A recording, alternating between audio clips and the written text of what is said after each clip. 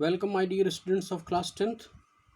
In last class, we started the chapter Nelson Mandela. Today, we will carry on its further study. That day had come about through the unimaginable sacrifice of thousands of my people. That day had come about through the unimaginable sacrifice, मतलब ऐसे बलिदान जिनकी कल्पना नहीं कर सकते। यानी कई महापुरुषों का बलिदान हुआ है इस दिन के लिए। कौन से दिन के लिए? ये जो स्वतंत्रता का दिन है। तो माय डियर स्टूडेंट्स, क्या आपके हिंदुस्तान की स्वतंत्रता यूं ही आपको मिल गई है या इसके लिए भी कुछ लोगों का संघर्ष रहा? तो क्या संघर्ष रहा, ये ज़रा आप सोचिए। Unimaginable sacrifice of thousand of my people, वो बोल रहे हैं कि हमारे हज़ारों लोगों के बलिदान का ये परिणाम है, उससे ये दिन सामने आया है, ये उससे ये दिन आया है, ऐसे नहीं आ गया है। People who suffering and courage can never be counted और रिपेड, मतलब उन लोगों का हम कोई पेमेंट नहीं कर सकते, मतलब उनको कीमत नहीं अदा कर सकते। We can not repaid them, और उनको गिना नहीं जा सकता। ऐसे कितने लोगों ने बलिदान दिया। I felt that day as I have on so many other days that I was simply the sum of all those African patriots who had gone before me. बोल रहे हैं कि आज मैं जो हूँ ना, तो वो मैं क्या हूँ? I was simply the sum of all those African patriots, यानी जो अफ्रीका के वो महान देशभक्त थे, जो बलिदान हुए, मैं क्या हूँ? मैं उन्हीं का सम हूँ, उन्हीं का एक योग हूँ, मैं अकेला कुछ नहीं हूँ। अर्थात ये जो स्वतंत्रता मिली है वो उन लोगों के सम्मिलित प्रयासों से मिली है, और मैं जो इस स्वतंत्रता का डायरेक्टली एविडेंस हूँ, तो मैं अकेला नहीं हूँ, बल्कि वो सब उनका बलिदान छुपा हुआ है, उनके बलिदान का जो सम है, योगदान है, वो सब है, मैं अकेला नहीं हूँ। That long and noble line ended and now began again with me. I was pained that I was not able to thank them and that they were not able to see what their sacrifice had wrought. यहाँ पर rot का मतलब bring से है, यानी ले आया, अर्थात डन, जो हुआ।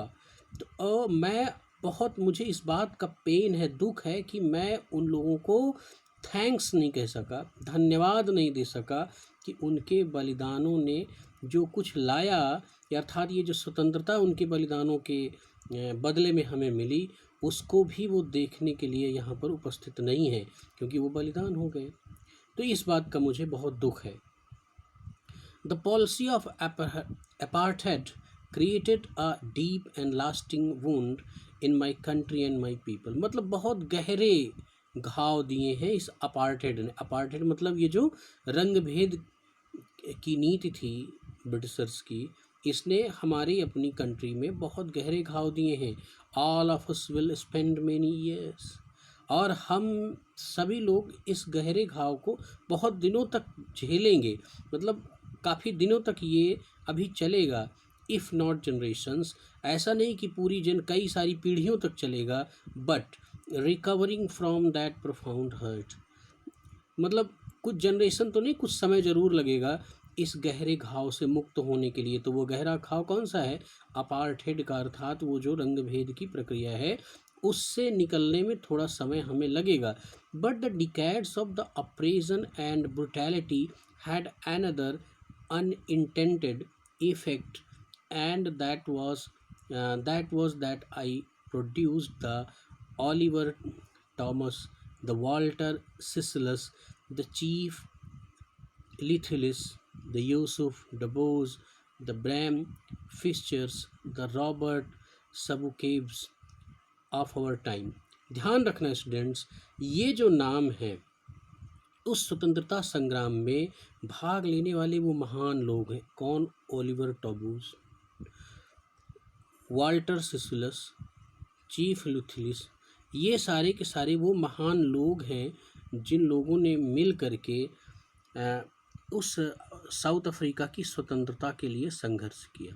तो यही वो बात कह रहे हैं कि ये जो गहरी ब्रुटैलिटी थी, ये जो गहरा अप्रेजन था वो दशकों का, उसने क्या किया है, ध्यान रखिएगा, पहले बहुत ध्यान से इस बात को समझ लें तब ये पैरा समझ में आएगा। देखिए, मैं एक साधारण सी आपके अपने ग्रंथों से कहानी सिखाता हूँ। जब भगवान राम, भगवान श्री कृष्ण, इनके जो अवतार होते हैं, कहते हैं कि विष्णु जो पालक करता भगवान है उनके अवतार हैं, लेकिन कल्पना कीजिए कि ये अवतार होते कब हैं। ये अवतार कब होते हैं? जब रावण और कंस जैसे आतताई इस धरती पर आते हैं, अर्थात कि जब बुराइयां फैल जाती हैं तो तभी तो अच्छाइयों के लिए महान आत्माओं को जन्म लेना पड़ता है। अगर बुराइयां टोटली प्रिवेल्ड ना हो तो अच्छी आत्माएं क्यों आएंगी? तो यही बात यहाँ पर कहा है कि जो दशकों का decades oppression of the brutality था ब्रिटिशर्स का, वो क्या था, उसका परिणाम क्या हुआ कि that it produce the Oliver Tambos, मतलब ऐसे महापुरुषों को जन्म दिया। कौन? ये जो यातनाएं, ये जो अप्रेजन, ये जो शोषण, ये ब्रुटैलिटी, क्रूरता थी, ये जो अपार्थेड की नीति थी, इसने ऐसे लोगों को जन्म दिया। अर्थात ये सब महान व्यक्तित्व वाले लोग थे और उसके खिलाफ लड़ने के लिए खड़े हुए। तो ये जो सिचुएशन थी, उन्हीं सिचुएशंस में ऐसे महान लोगों का जन्म हुआ है और जन्म हो सकता है। देखिए, मैन ऑफ सच एक्स्ट्राऑर्डिनरी, यानी ऐसे जो लोग हैं, ये सच एक्स्ट्राऑर्डिनरी करेज, यानी एक्स्ट्राऑर्डिनरी साहस वाले ये जो लोग हैं, wisdom and generosity that their like may never be known again, मतलब ऐसे महापुरुषों को दोबारा शायद हम न जान पाए, न मिल पाए। Perhaps it require such depth of oppression, ये बहुत ध्यान सुनिएगा जो मैंने अभी समझाया आपको। परहैप्स क्या, इट, यहाँ पर इट क्या लिखा है, इट का अर्थ क्या हो सकता है? अर्थात ये जो इन लोगों का जन्म लेना है वह रिक्वायर करती है, क्या रिक्वायर करती है? सच अ डेप्थ ऑफ अप्रेजन, यानी इतने ही गहरे शोषण की प्रवृत्तियों की ज़रूरत होती है, यानी इतने ही गहरे शोषण और अत्याचार की ज़रूरत होती है जितना वहाँ पर हुआ, तभी ऐसे महान लोग इस धरती पर जन्म लेते हैं। तो वही चीज़ है यहाँ पर, ध्यान से पढ़िएगा, बहुत इंपॉर्टेंट पैरा है। Perhaps it require such depth of oppression to create such height of characters, इतने महान ऊंचाई वाले जो व्यक्तित्व हैं, शायद इनको जन्म लेने के लिए इतने ही गहरे घाव, गहरे oppression, depth of oppression and depth of brutality and depth of apartheid की ज़रूरत होती है, वरना साधारण परिस्थितियों में ये महान आत्माएं क्यों जन्म लेंगी। ये लाइन है कि my country is rich in the minerals and James that ले beneath its soil, but I have always known that its greatest wealth is its people, finer and truer than the purest diamond। देखिए, कहते हैं कि ध्यान समझिएगा, कितनी अच्छी line कहा है राइटर ने कि जो हमारी साउथ अफ्रीका की कंट्री है ना, उसके गोद में बहुत सारे मिनरल्स हैं, बहुत सारे मिनरल्स छुपे हैं, ठीक है। डायमंड के लिए तो देख ही रहे हैं कि साउथ अफ्रीका की लैंड आज भी जानी जाती है, लेकिन यहाँ पर ये डायमंड किसके लिए लगाया जा रहा है? बहुत ज़बरदस्त लाइन है, बहुत ध्यान समझिएगा कि my country is rich in the minerals and James, यानी बहुत सारे मिनरल्स हैं, खनिज हैं, जेम स्टोन्स हैं, महंगे महंगे, that lays beneath its soil, इस धरती के नीचे दबे हुए हैं। लेकिन मेरा क्या मानना है, ध्यान रखें, but I have always known that it's greatest wealth, लेकिन सदैव मैंने क्या समझा है कि इसका जो महानतम धन है, ग्रेटेस्ट वेल्थ है, वो क्या है?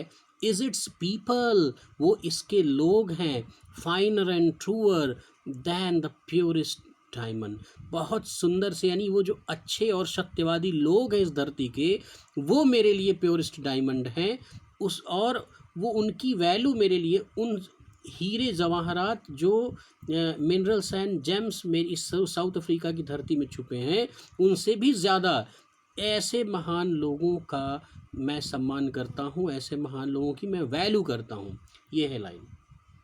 It is from these comrades in the struggle that I learned the meaning of courage। ये ऐसे जो कामरेड, मतलब ये जो सेनानी होते हैं ना स्वतंत्रता के, इनको कामरेड बोलते हैं।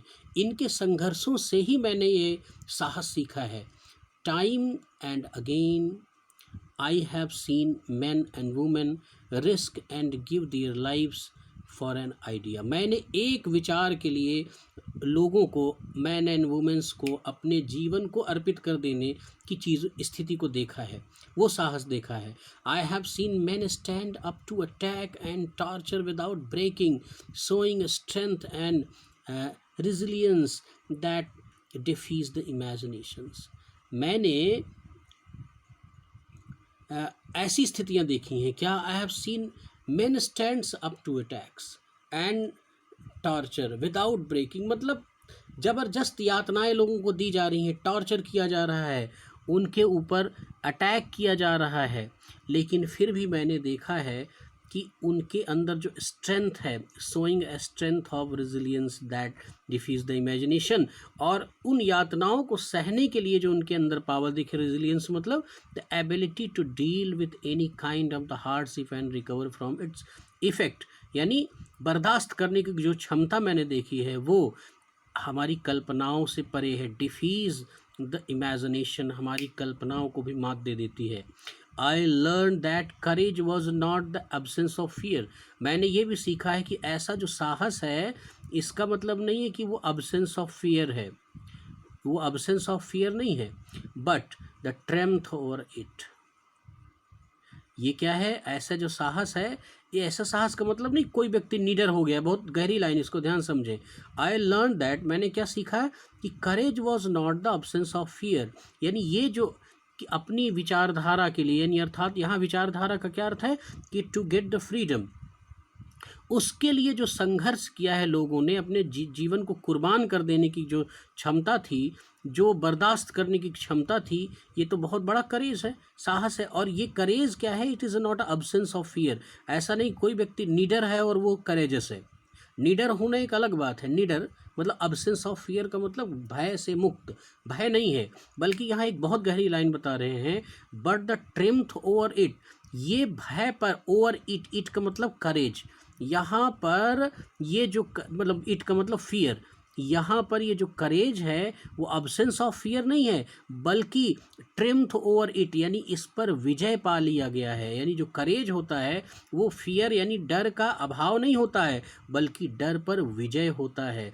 अर्थात वो व्यक्ति के अंदर भय नहीं है, ये बात नहीं है, बल्कि वो भय पर जीत पा लिया है, वो भय से मुक्त हो गया, भय पर उसने विक्ट्री पा ली है, भय पर कंट्रोल पा लिया है, विजय प्राप्त कर लिया है. Triumph over it. The brave man is not he who does not feel afraid. वो व्यक्ति बहादुर मात्र नहीं है जो कि केवल भय को महसूस न करे, अर्थात डरे ना, but he who conquer that fear. महान तो वो है जिसने भय पर विजय प्राप्त कर ली है.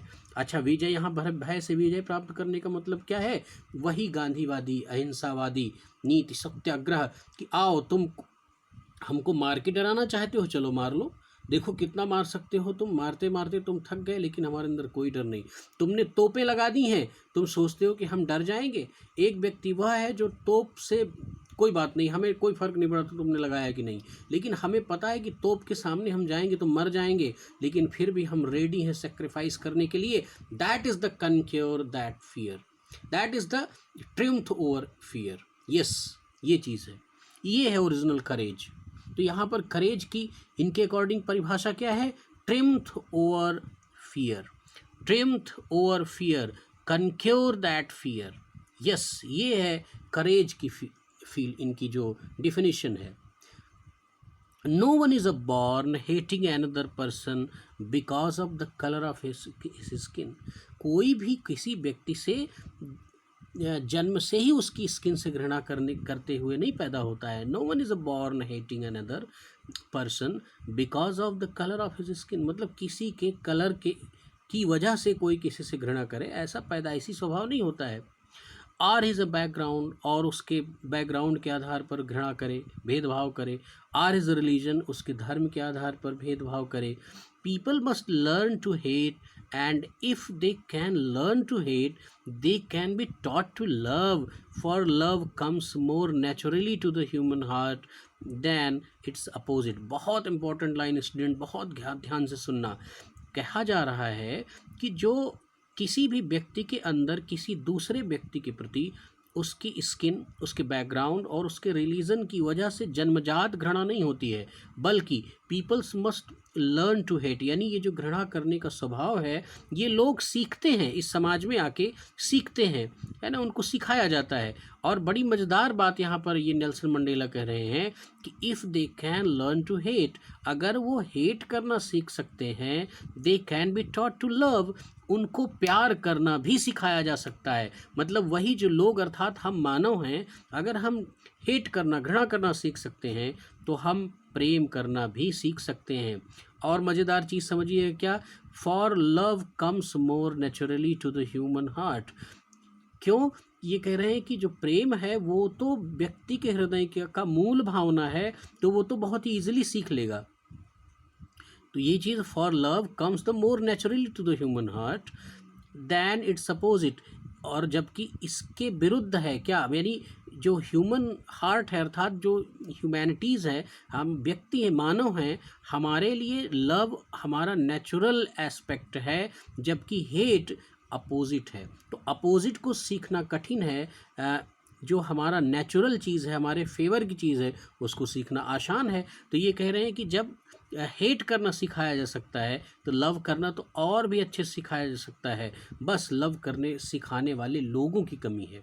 अच्छा, even in the grimmest time in prison, when my comrades and I were pushed to our limits, I would see a glimmer of humanity in one of the guard। ये कह रहे हैं कि ग्रीवेस्ट मतलब यातनाओं से भरी सबसे कठिन दौर जो हमारे जीवन का था, जेल में अपने साथियों के साथ, वहाँ पर हम लोग सीमा से ज़्यादा एक छोटी सी कोठरी में, अब पुश टू आवर लिमिट मतलब अपनी सीमाओं के भी से ज़्यादा हम लोगों को भर दिया जाता था एक साथ।